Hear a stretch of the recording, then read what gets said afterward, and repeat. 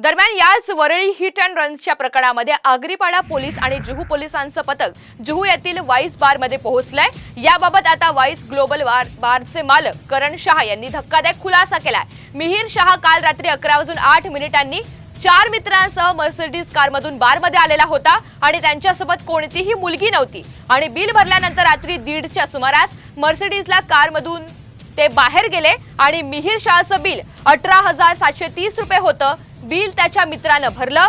सर्वांनी एक बियर पिलेली आहे आणि त्यावेळी चौघेही नॉर्मल होते। मर्सिडीज मध्ये आले आणि मर्सिडीज मध्ये निघाले। मात्र ही घटना BMW मध्ये घडली आहे असं सुद्धा या संदर्भात त्यांनी म्हटलेलं आहे।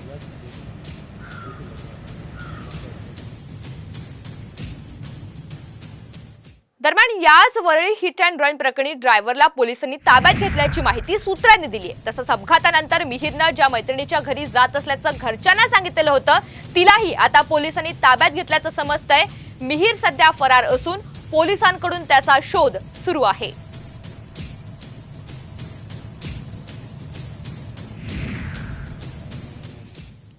एकीकडे ही कारवाई होत असतानाच दुसरीकडे आदित्य ठाकरे यांनी हिट अँड रन प्रकरणाची वरळी पोलीस स्टेशनला जाऊन माहिती घेतली आहे। तसंच या प्रकरणामध्ये वरिष्ठ नेत्यांचा हस्तक्षेप व्हायला नको अशी प्रतिक्रिया आदित्य ठाकरे यांनी व्यक्त केली आहे। तर दोषींना पाठीशी घालणार नाही अशी ग्वाही मुख्यमंत्री एकनाथ शिंदे यांनी दिली आहे।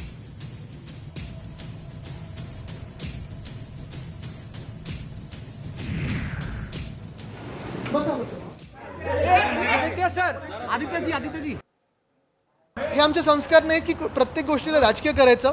जरी गद्दार गँगमधले असले, जरी कुठच्याही पक्षाचे असले तरी एक महत्त्वाचं आहे, मी सांगेन की ह्या शहाला पकडलं गेलंच पाहिजे। त्यांनी आमच्या इकडचे प्रदीप नाकोजी यांच्या बाईकवर जी गाडी चालवली आहे, हिट अँड रनमध्ये केलेलं आहे, ते चुकीचंच आहे।